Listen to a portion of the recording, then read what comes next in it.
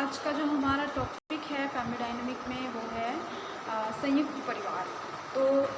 इससे पहले था कि जो संयुक्त परिवार के क्या क्या लाभ होते हैं, अब वही है कि इसमें संयुक्त परिवार प्रणाली से हानियाँ, यानी कि एक संयुक्त परिवार से क्या क्या हानियाँ होती है या संयुक्त परिवार में किस तरह की हानियाँ होती हैं। वर्तमान समय में संयुक्त परिवार में अनेक दोष भी पाए जाते हैं, अतः संयुक्त परिवार में अनेक लाभों के होते हुए भी बहुत से दोषों ने जन्म ले लिया है। यानी कि कहीं ना कहीं एक जब हमारी जॉइंट फैमिली होती है तो उनमें हमें बहुत सारे लाभ भी होते हैं, तो कहीं ना कहीं उनमें बहुत सारी हानियां भी देखने को मिलती है, या कह सकते हैं कि हानियां भी कहीं ना कहीं उत्पन्न होने लगती हैं। तो जिसमें है पहला है कर्ता की स्वेच्छाचारिता। संयुक्त परिवार में कर्ता की स्वेच्छाचारिता का राज्य होता है, यानी कि संयुक्त परिवार में जो हेड होता है वो एक घर का मुखिया कह सकते हो, तो वो घर का एक बड़ा व्यक्ति होता है, चाहे वो उसमें एक पिता हो या एक दादाजी हो। तो जो उनका कार्य होता है या जो उनका राज्य होता है वो स्वेच्छाचारिता होता है, यानी कि वो अपनी इच्छा के अकॉर्डिंग या अपने अकॉर्डिंग कार्य को करते हैं। तो परिवार का कर्ता जो कुछ चाहता है वही करता है और उस पर किसी का अंकुश नहीं होता, यानी कि जो एक फाइनल डिसीज़न होता है या ऐसा होता है कि संयुक्त परिवार में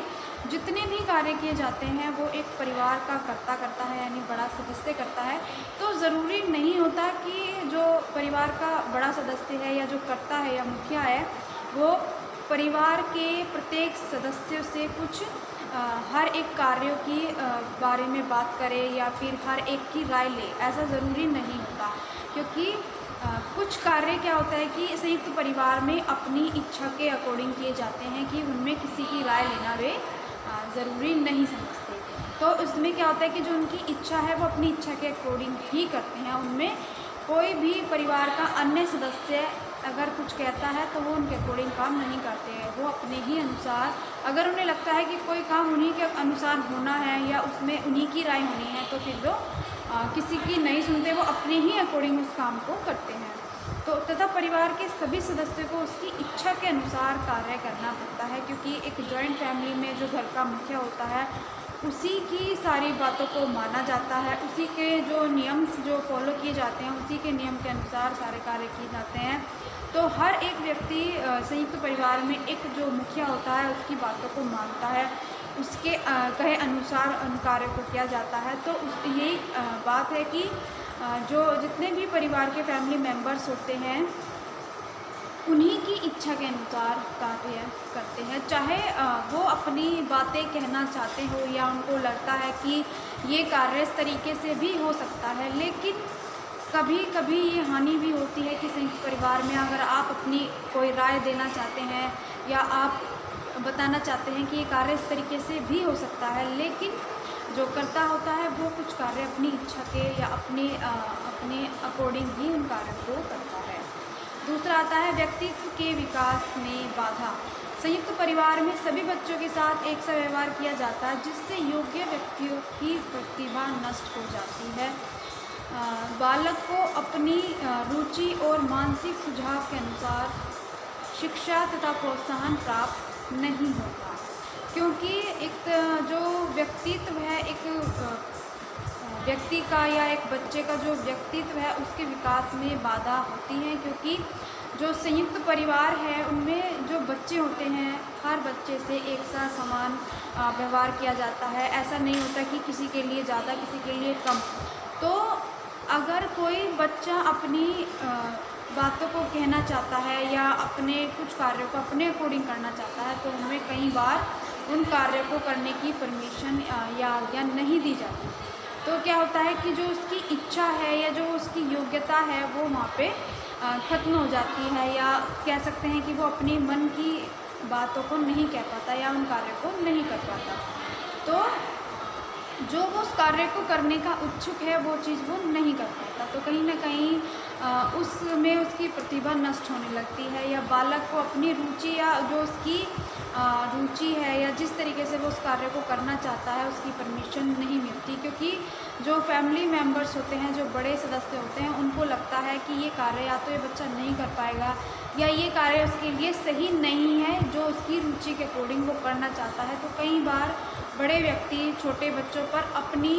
इच्छाओं को कह सकते हो या अपनी सोच को थोप देते हैं।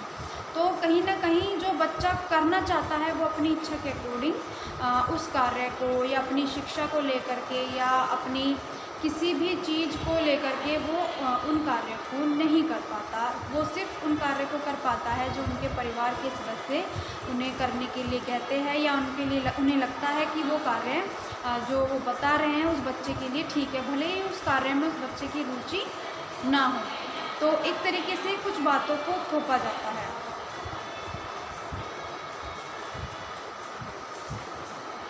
फिर आता है गतिशीलता में बाधक। संयुक्त परिवार का बंधन इतना कठोर होता है कि व्यक्ति की गतिशीलता संभव नहीं होती। व्यक्ति परिवार के सदस्यों के साथ इतना घुल मिल जाता है कि वह इसे छोड़ना नहीं चाहता, क्योंकि एक तरीके से आप कह सकते हैं कि गतिशीलता अगर हम किसी भी चीज़ को करते हैं तो क्या होता है कि अगर मान लीजिए कोई बच्चा अपने घर परिवार में बचपन से रह रहा हो, लेकिन उसको बाद में अपनी पढ़ाई से रिलेटेड या कहीं अपनी जॉब से रिलेटेड अगर कहीं बाहर जाना पड़ता है तो वो उन कार्यों को नहीं कर पाता, क्योंकि उसे अकेले रहने की आदत ही नहीं होती, क्योंकि वो एक जॉइंट फैमिली में रह चुका होता है, अपने इतने सारे फैमिली मेम्बर्स के साथ उठता बैठता है, घुलता मिलता है, तो उन्हें कहीं ना कहीं इन चीज़ों की आदत पड़ जाती है। लेकिन जब उसको अपनी शिक्षा के लिए या अपनी नौकरी के लिए या किसी और कार्य के लिए जब आगे बढ़ना होता है या आगे कहीं रहना पड़ता है अकेले, तो वो उस चीज़ को या वो उस कंडीशन को नहीं संभाल पाता, क्योंकि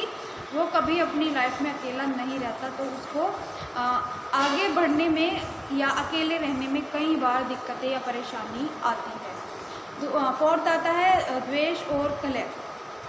संयुक्त परिवार में स्त्रियों में छोटी छोटी बातों पर झगड़ा होता रहता है। परिवार के सभी सदस्यों के साथ समान व्यवहार नहीं किया जाता, अतः परिवार के सदस्य असंतुष्ट रहते हैं। क्योंकि देखिए, संयुक्त परिवार में जो हमारे फैमिली मेम्बर्स होते हैं वो ज़्यादा होते हैं, तो कई बार ऐसा होता है कि मान लीजिए जो स्त्रियां होती हैं वो छोटी छोटी बातों पे लड़ती हैं, यानी उनका झगड़ा हो जाता है, क्योंकि हर एक व्यक्ति की सोच अलग होती है, या कह सकते हैं कि हर एक व्यक्ति का जो काम करने का तरीका होता है वो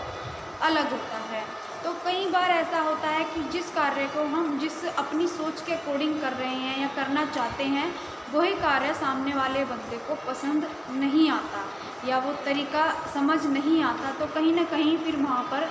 लड़ाई झगड़े होने लगते हैं। सोच ना मिलने के कारण भी कई बार ऐसा होता है कि झगड़े होने लगते हैं, क्योंकि ऐसा होता है कि जब हम किसी भी संयुक्त जॉइंट फैमिली में रहते हैं तो जितने सदस्य होते हैं तो काम भी उतना ही होने लगता है, यानी काम भी ज़्यादा होने लगता है। तो कई बार ऐसा होता है कि एक व्यक्ति ज़्यादा काम करता है और एक व्यक्ति कम काम करता है, तो इस तरीके से क्या होता है कि एक व्यक्ति को लगता है कि मैंने ज़्यादा काम किया या एक को लगता है कि दूसरे बंदे ने काम नहीं किया। तो कई बार छोटी छोटी बातों को लेकर या छोटे छोटे कामों को लेकर भी झगड़े हो जाते हैं।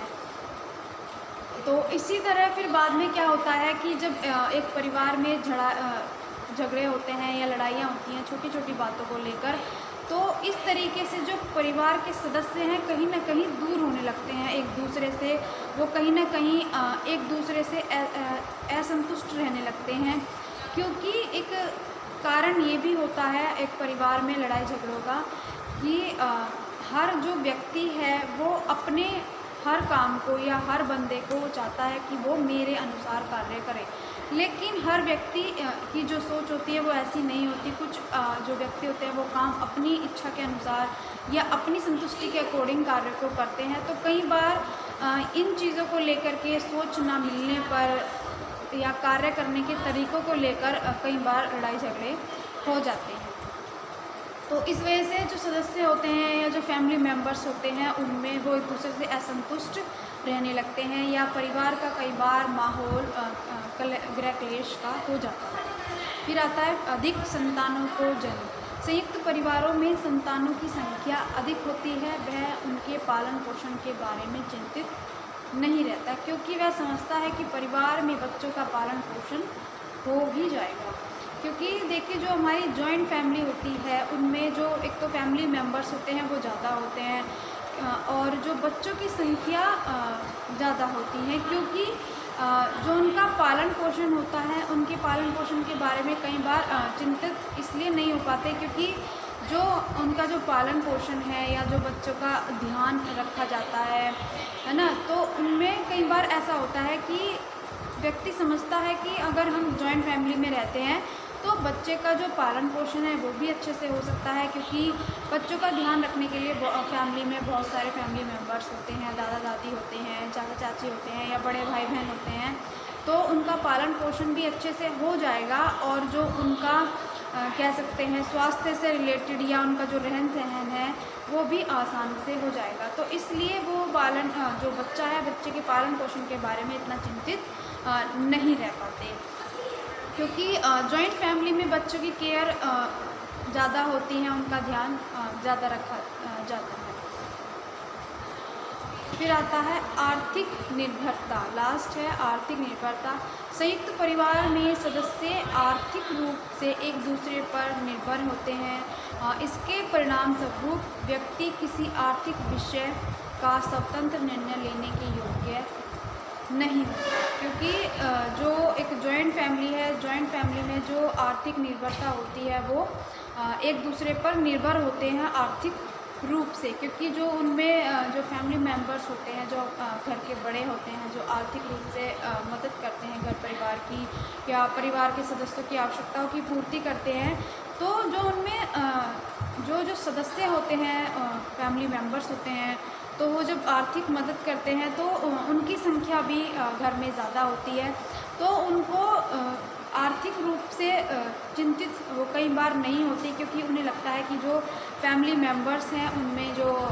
फैमिली मेम्बर्स कह सकते हैं आर्थिक जो मदद करते हैं घर में या जो बाहर जॉब करते हैं, तो वो एक दूसरे पर कई बार डिपेंड होने लगते हैं, यानी कि वे एक दूसरे पर निर्भर हो जाते हैं कि अगर हमने जॉब नहीं की तो घर में और सदस्य तो जॉब करते ही हैं। तो कई बार ऐसा होता है कि वो एक दूसरे पर निर्भर हो जाते हैं। तो कई बार क्या होता है कि जब अपने कार्यों में या अपने कुछ कार्यों में जब उन्हें कुछ डिसीज़न लेना होता है, तो निर्णय लेना होता है, तो वो कई बार उस निर्णय को नहीं ले पाते, क्योंकि वो जो आर्थिक रूप से दूसरों पर निर्भर होते हैं। अगर व्यक्ति अपने ऊपर